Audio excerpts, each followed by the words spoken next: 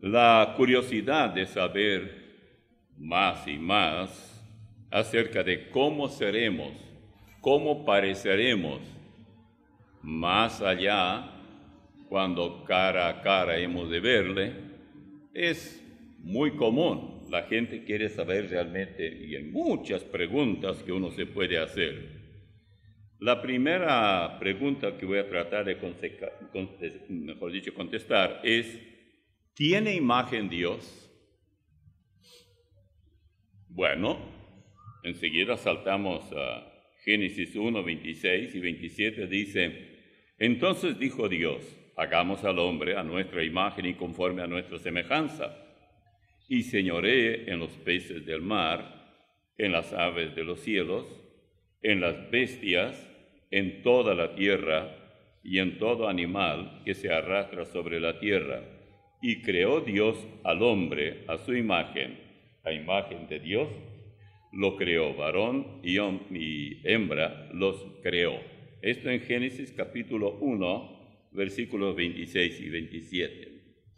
Pero bien, ¿pero acaso no dice la Biblia que Dios es espíritu? ¿No dice esto en Juan capítulo 4, versículo 24? Dice, claro que sí. Dios es espíritu, los que le adoran en espíritu y en verdad es necesario que le adoren. Hablando de nuestro Señor, dice que Él es la imagen del Dios invisible, el Señor.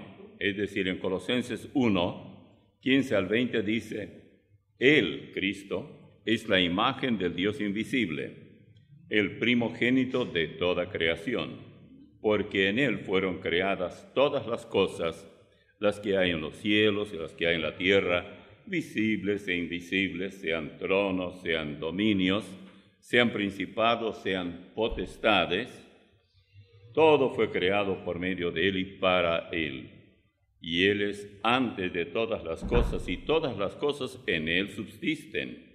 Y Él es la cabeza del cuerpo, que es la iglesia, Él que es el principio, el primogénito de entre los muertos, para que en todo tenga la preeminencia, por cuanto agradó al Padre que en Él habitase toda plenitud, y por medio de Él reconciliar consigo todas las cosas, así las que están en la tierra como las que están en los cielos, haciendo la paz mediante la sangre de su cruz. Hasta aquí la cita bíblica, Colosenses 1, 15 al 20.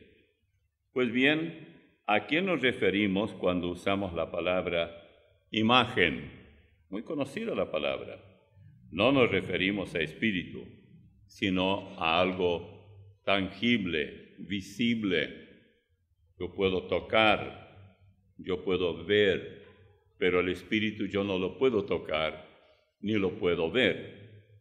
Moisés y su contacto con Dios es un ejemplo muy interesante. Yo no sé si alguna vez he tocado este tema desde este ángulo. En el libro de Números, capítulo 7, libro de Números 7, versículo 89, escuche bien. Y cuando entraba Moisés en el tabernáculo de reunión para hablar con Dios, oía la voz que le hablaba de encima del propiciatorio que estaba sobre el arca del testimonio, de entre los dos querubines, y hablaba con él.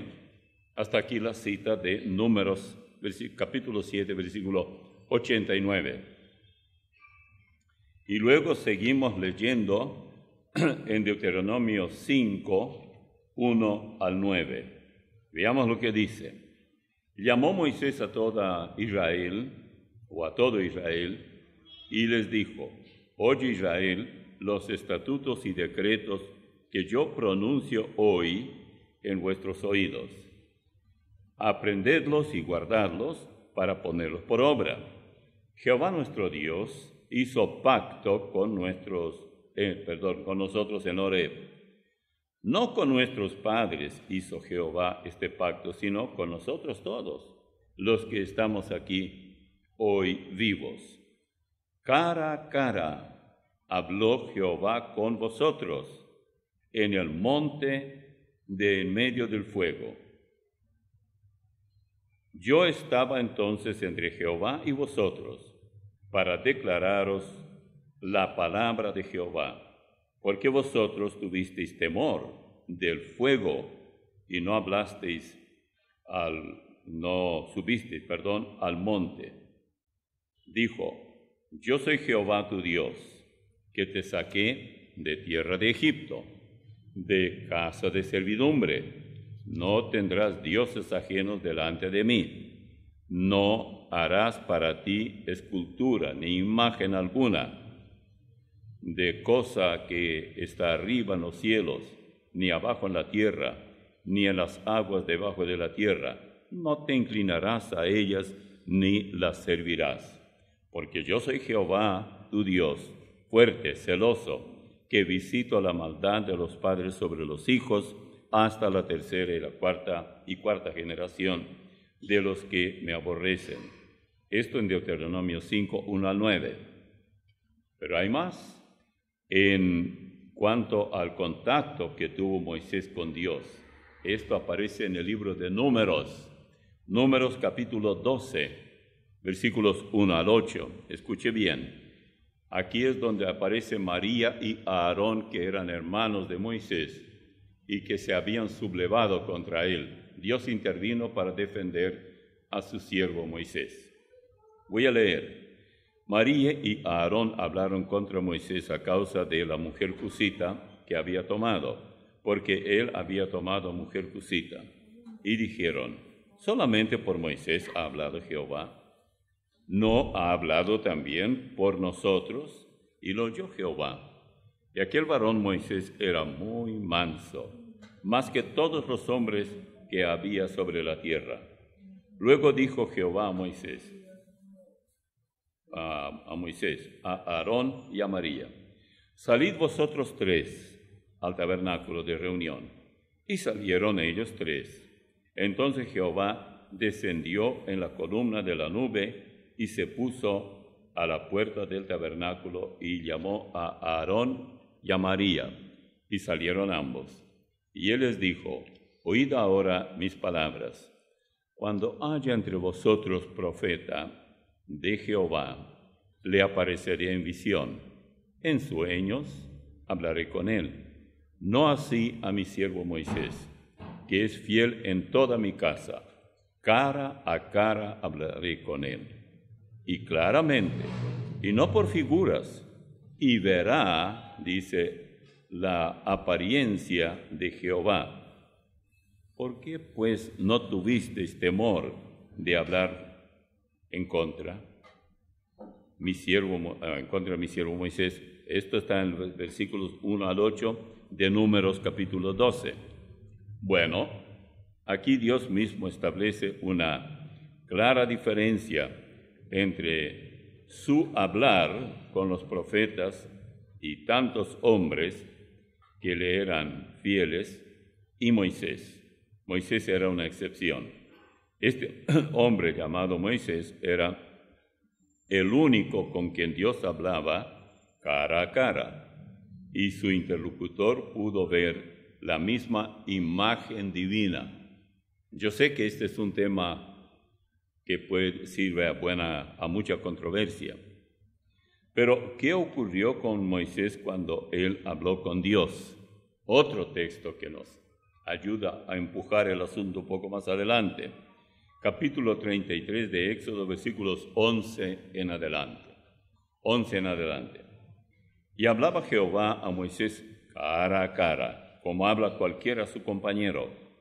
Y él volvía al campamento, pero el joven Josué, hijo de Nun, su servidor, nunca se apartaba de en medio del tabernáculo. Y dijo Moisés a Jehová: mira, tú me dices a mí, saca este pueblo, y tú no me has declarado a quién enviarás conmigo. Sin embargo, tú dices: yo te he conocido por tu nombre, y has hallado también gracia en mis ojos.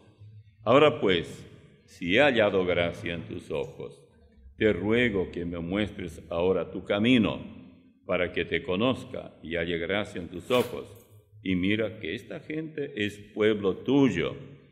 Y él dijo, mi presencia irá contigo, y te daré descanso. Y Moisés respondió, si tu presencia no ha de ir conmigo, no nos saques de aquí. ¿Y en qué se conocerá aquí que he hallado gracia en tus ojos, yo y tu pueblo, sino en que tú andes con nosotros, y que yo y tu pueblo seamos apartados de todos los pueblos que están sobre la faz de la tierra? Y Jehová dijo a Moisés, también haré esto que has dicho, por cuanto has hallado gracia en mis ojos, y te he conocido por tu nombre. Él entonces dijo, te ruego que me muestres tu gloria. Noten de aquí en adelante.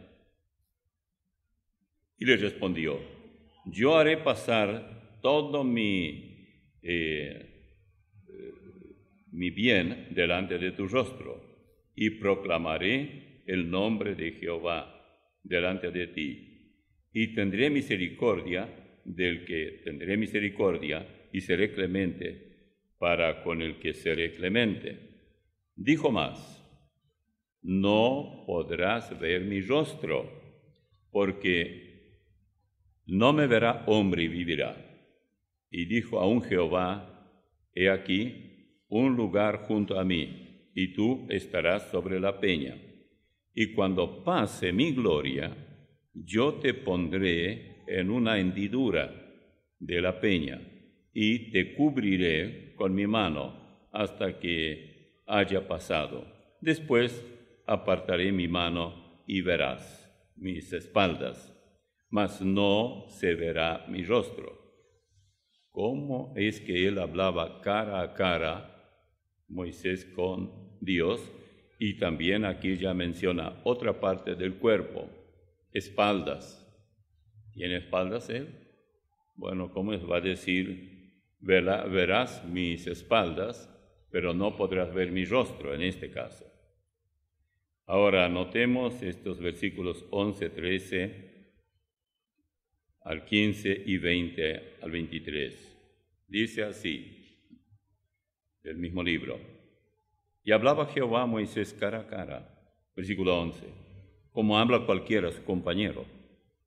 Y él volvía al campamento, pero el joven Josué, hijo de Nun, su servidor, nunca se apartaba de en medio del tabernáculo.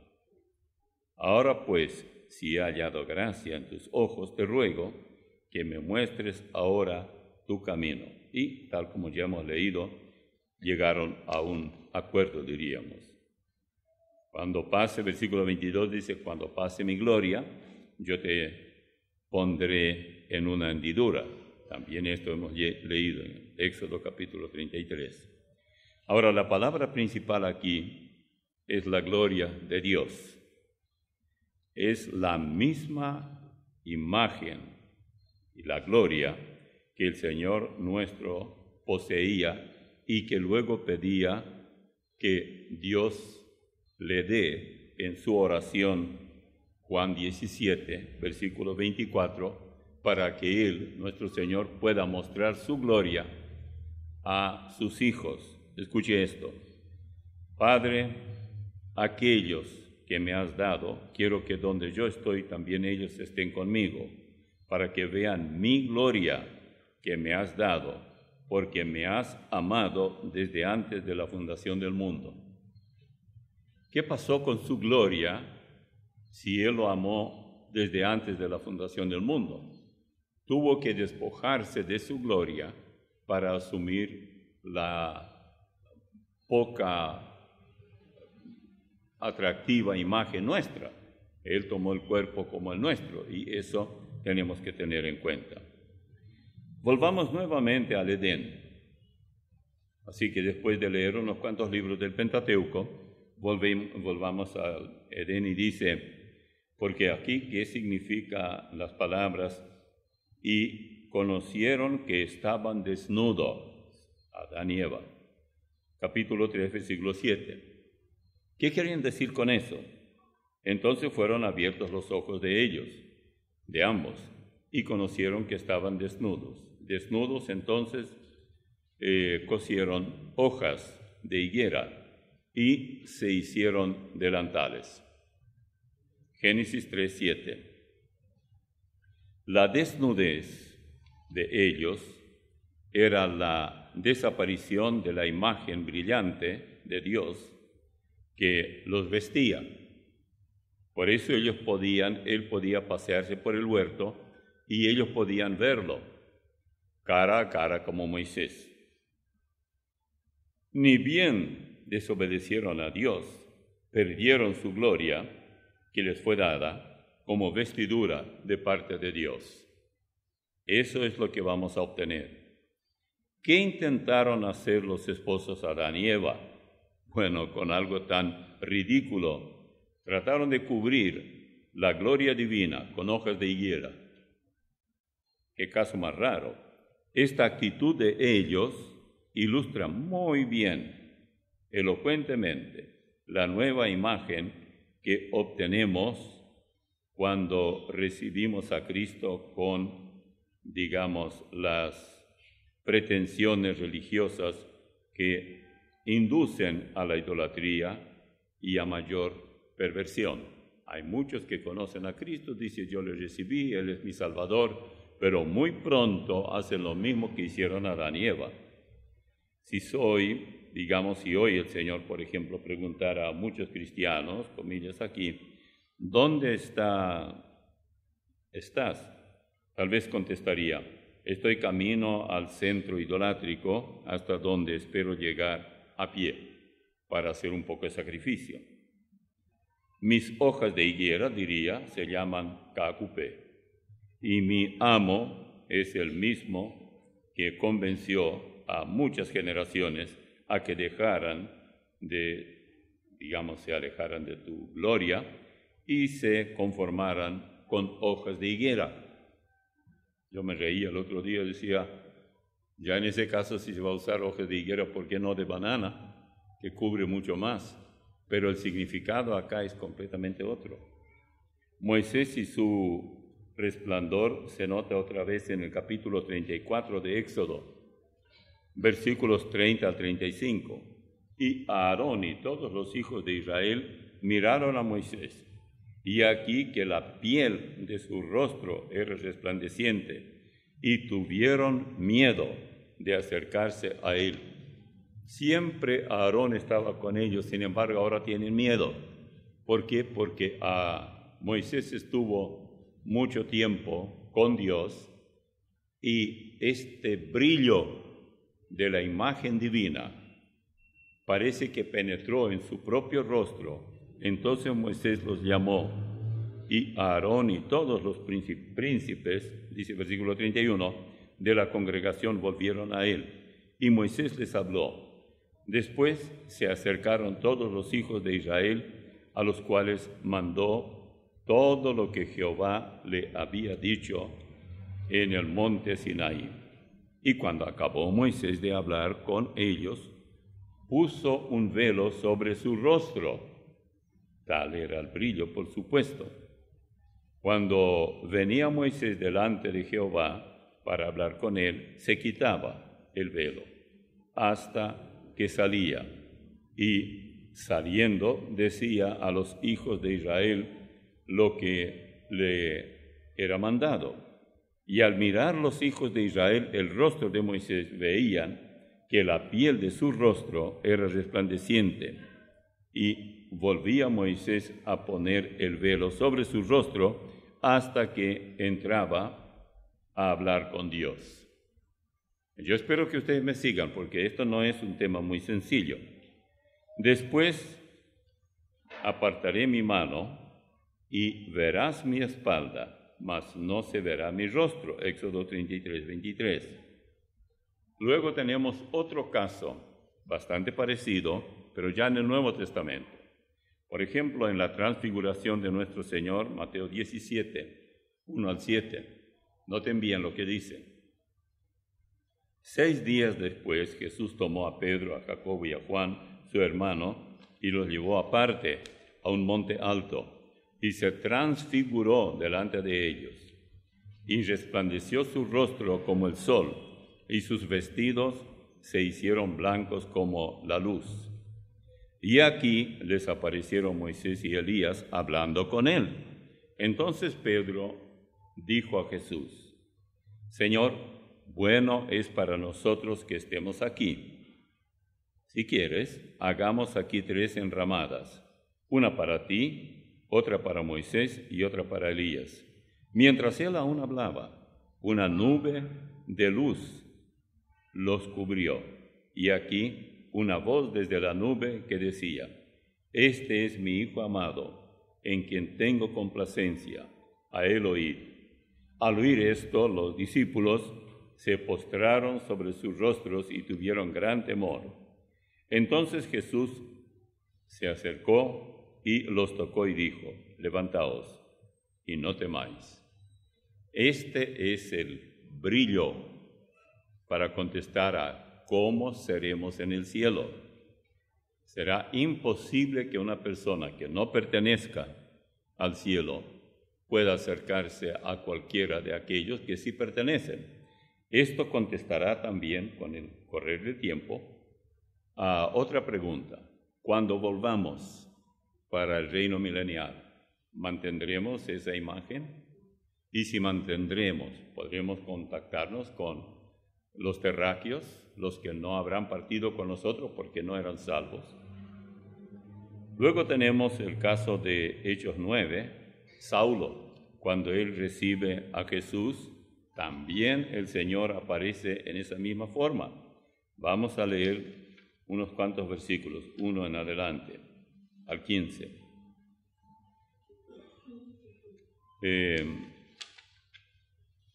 Dice: Saulo respiraba aún amenazas y muerte contra los discípulos del Señor. Vino al sumo sacerdote y le pidió cartas para las sinagogas de Damasco, a fin de que, si hallase algunos hombres o mujeres de este camino, es decir, cristianos, los trajese presos a Jerusalén. Mas yendo por el camino, aconteció que al llegar cerca de Damasco, repentinamente le rodeó un resplandor de luz del cielo, y cayendo en tierra, oyó una voz que le decía: Saulo, Saulo, ¿por qué me persigues? Él dijo: ¿Quién eres, Señor? Y le dijo: Yo soy Jesús a quien tú persigues. Dura cosa te es dar cosas contra el aguijón. Él, temblando y temeroso, dijo: Señor, ¿qué quieres que yo haga? Y el Señor le dijo: Levántate y entra en la ciudad, y se te dirá lo que debes hacer. Y los hombres que iban con Saulo se pararon atónitos, oyendo a la verdad la voz, mas sin ver a nadie.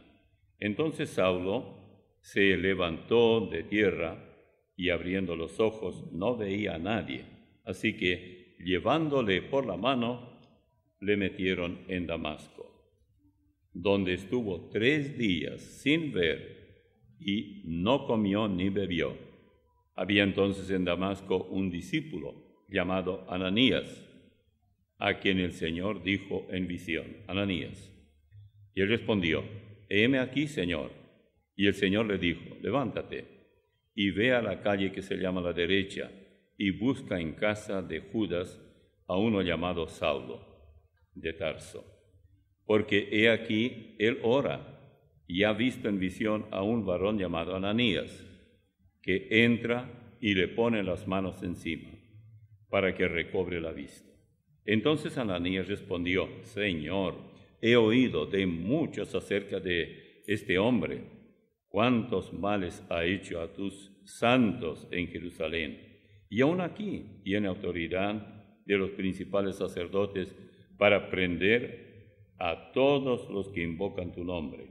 El Señor le dijo: Ve, porque instrumento escogido me es este, para llevar mi nombre en presencia de los gentiles y de reyes y de los hijos de Israel. Esto, Hechos 9, 1 al 15.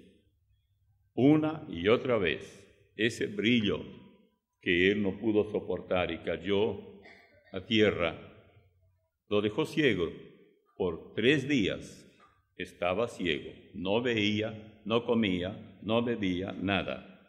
Estaba ayunando y ciego. ¿Hasta dónde es imposible que hagamos contacto con aquellos que ya partieron? Hay que estar al nivel de quienes han obtenido la vestimenta, por decirlo así, el ropaje que tuvieron Adán y Eva antes del pecado. Entonces, cuando hablamos de Adán y Eva que quedaron desnudos y creemos que la desnudez de ellos era como nosotros ahora entendemos que sacarse la ropa uno está desnudo. No era eso solamente. Hay mucho más que se podría decir y vamos a continuar un poco más. En Apocalipsis 1, 12 al 18, aquí es Juan quien ve algo que no puede ver, es decir, no puede mirar.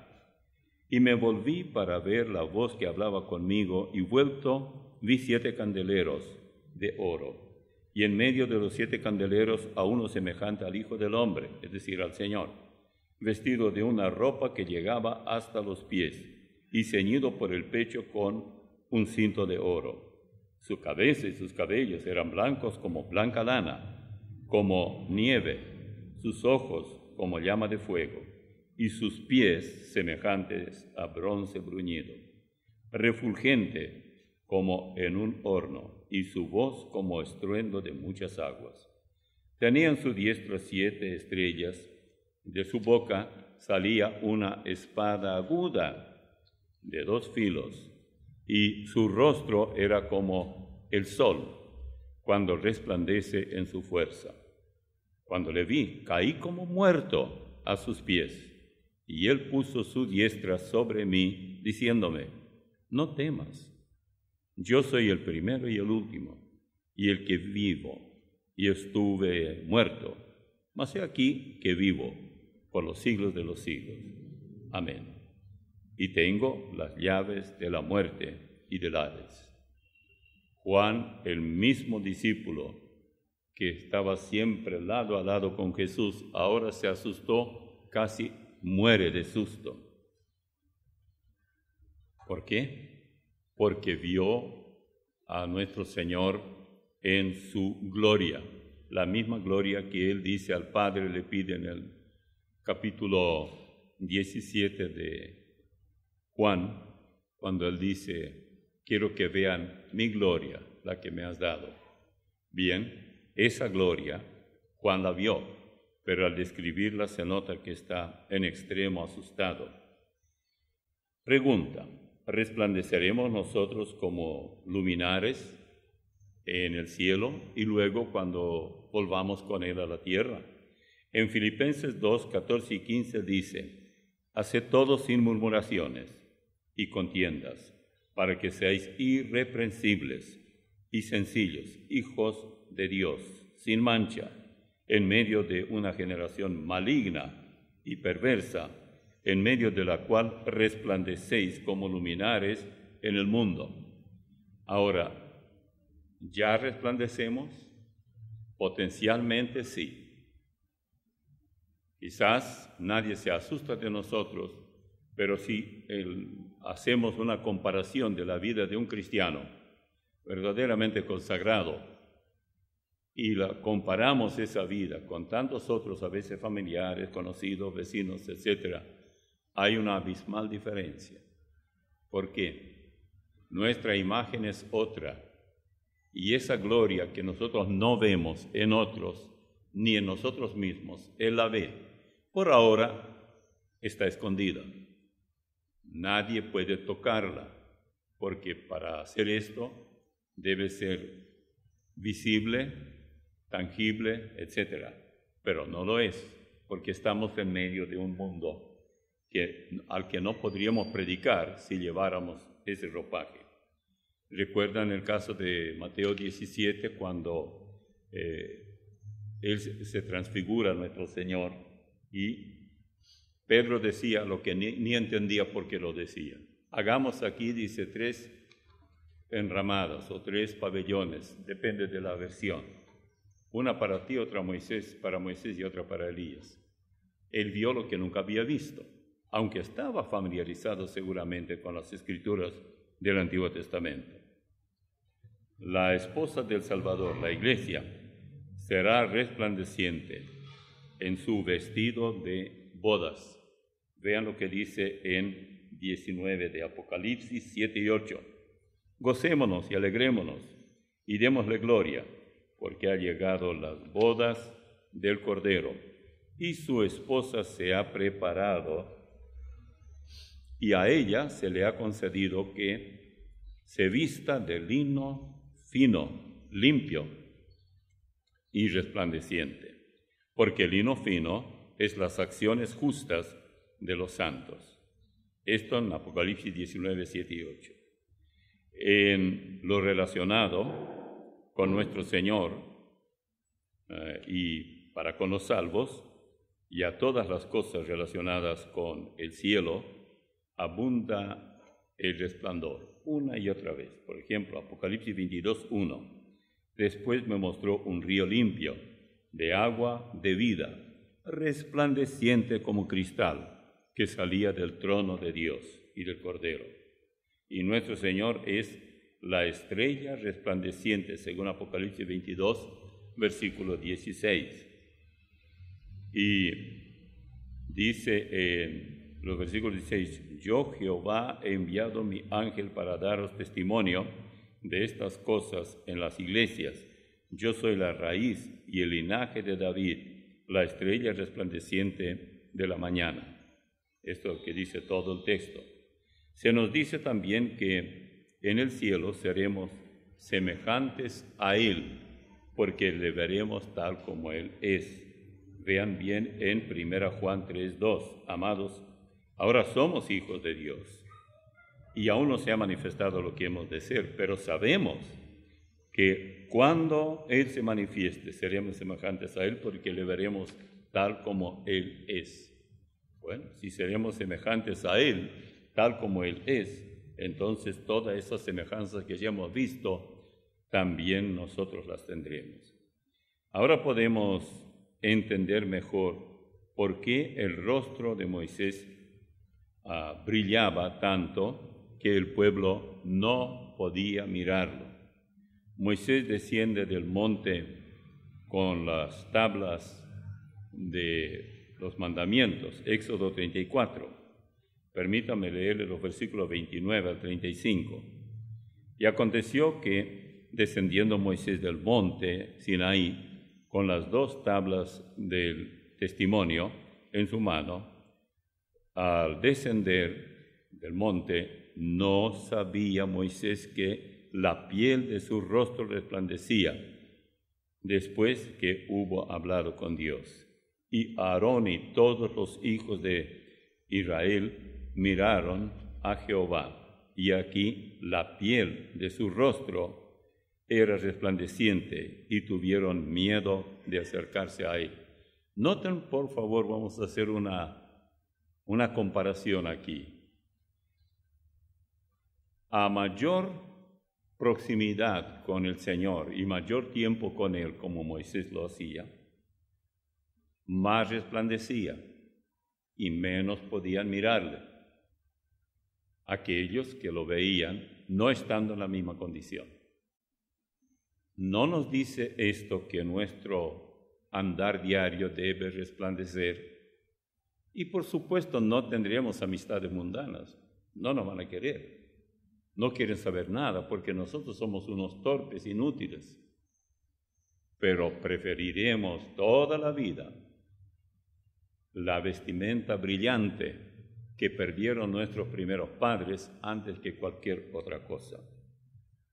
Versículo 31, entonces Moisés los llamó y Aarón y todos los principales o príncipes de la congregación volvieron a él. Y Moisés les habló. Después se acercaron todos los hijos de Israel, a los cuales mandó todo lo que Jehová le había dicho en el monte Sinaí. Y cuando acabó Moisés de hablar con ellos, puso un velo sobre su rostro. Cuando venía Moisés delante de Jehová para hablar con él, se quitaba el velo hasta que salía, y saliendo decía a los hijos de Israel lo que él le era mandado. Y al mirar los hijos de Israel el rostro de Moisés, veían que la piel de su rostro era resplandeciente, y volvía Moisés a poner el velo sobre su rostro hasta que entraba a hablar con Dios. El mismo pueblo de Dios al cual dirigía Moisés a la tierra prometida, ni ellos podían mirarlo. Ahora, la Biblia habla de un velo espiritual. Pablo a los Corintios, 2 Corintios 3, 11 al 16, dice: porque si lo que perece tuvo gloria, se refiere a lo que acabamos de hablar, mucho más glorioso será lo que permanece. Así que, teniendo tal esperanza, usamos de mucha franqueza, y no como Moisés, que tenía un velo sobre su rostro, para que los hijos de Israel no fijaran la vista en el fin de aquello que había de ser abolido. Pero el entendimiento de ellos se embotó. ¿De quiénes? De los judíos. Porque hasta el día de hoy, escuche bien cómo dice, cuando leen el antiguo pacto, en el Antiguo Testamento, les queda el mismo velo, no descubierto, el cual por Cristo es quitado.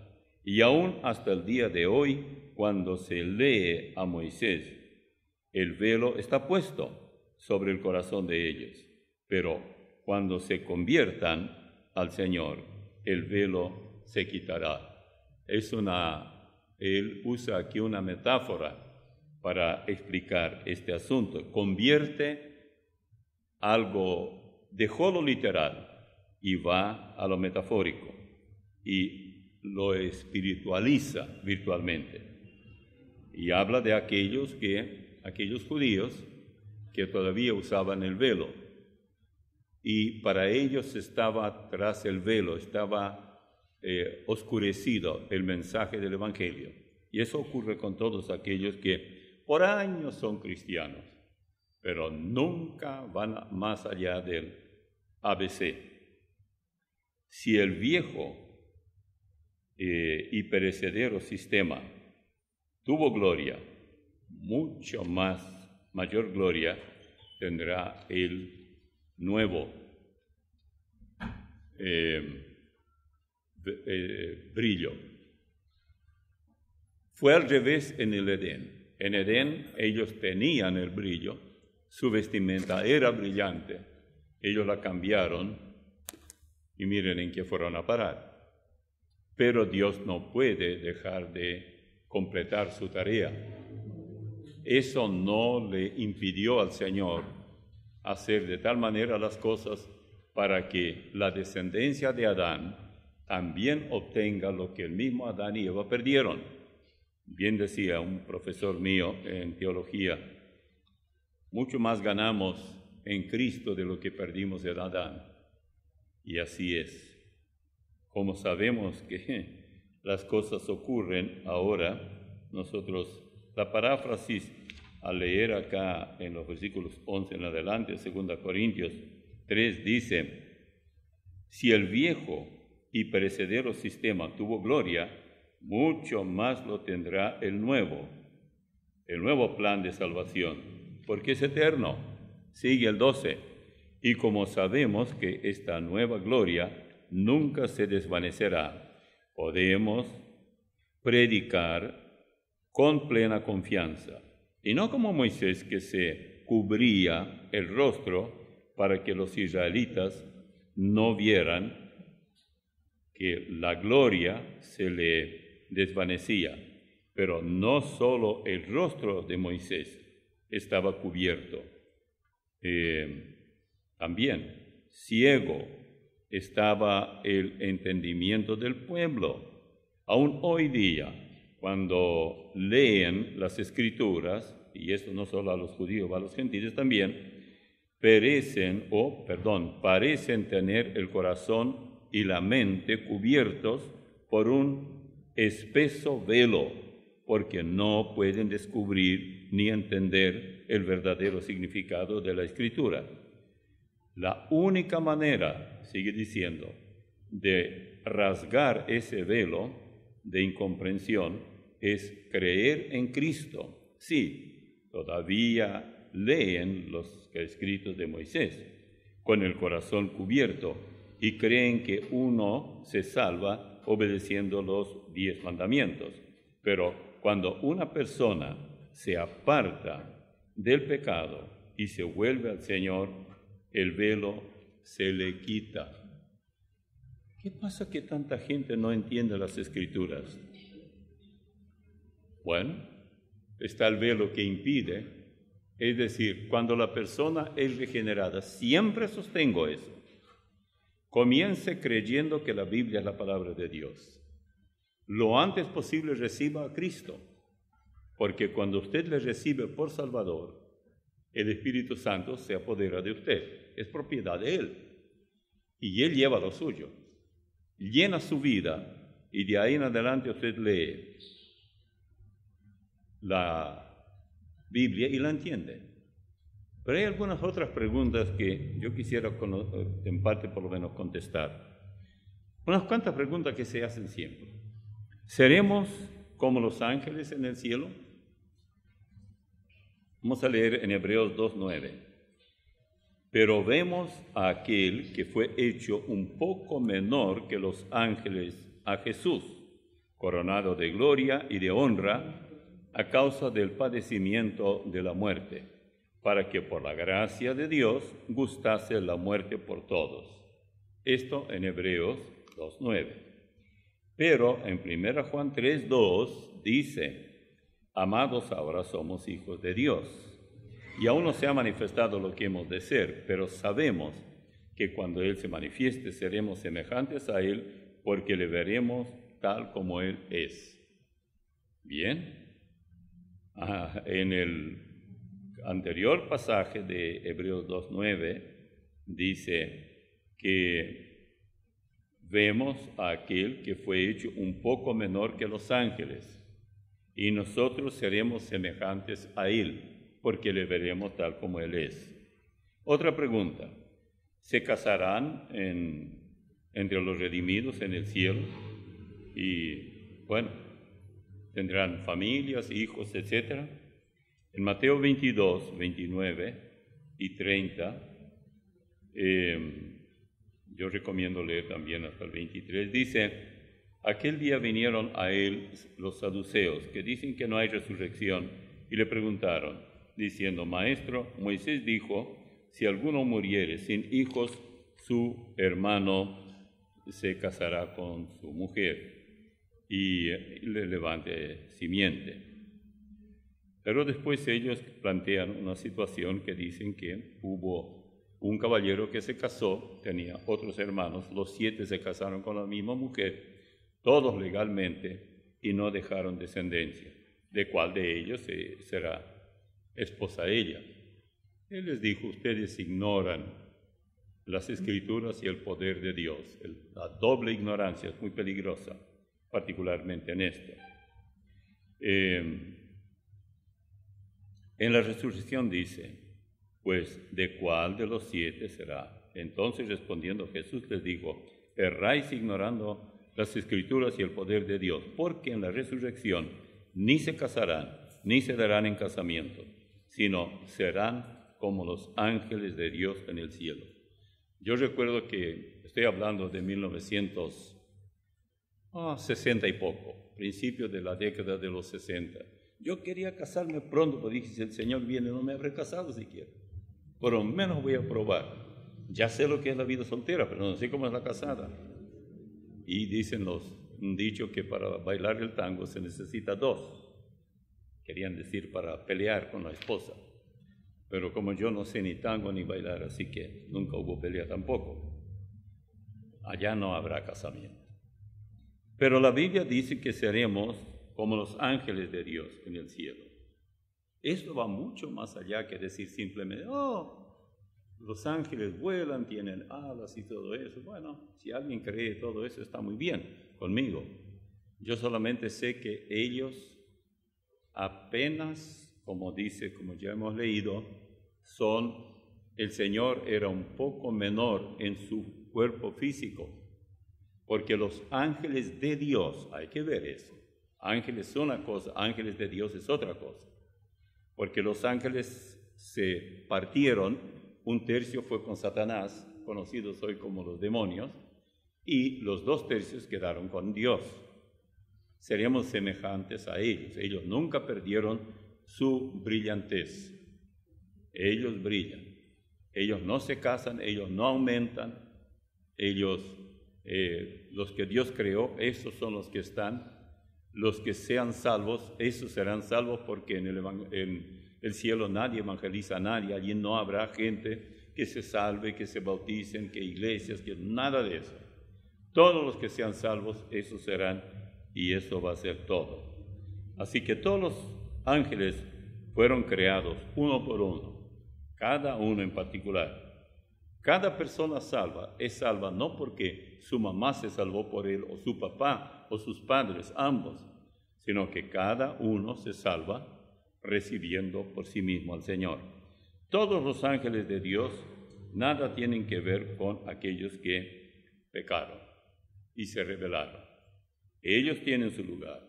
Allá en Efesios capítulo 6, versículo 12, dice que ellos están en el aire. Ellos son los demonios. Nunca la invasión demoníaca era tan feroz, tan visible, tan horrible como ahora en nuestro planeta. Y también esto implica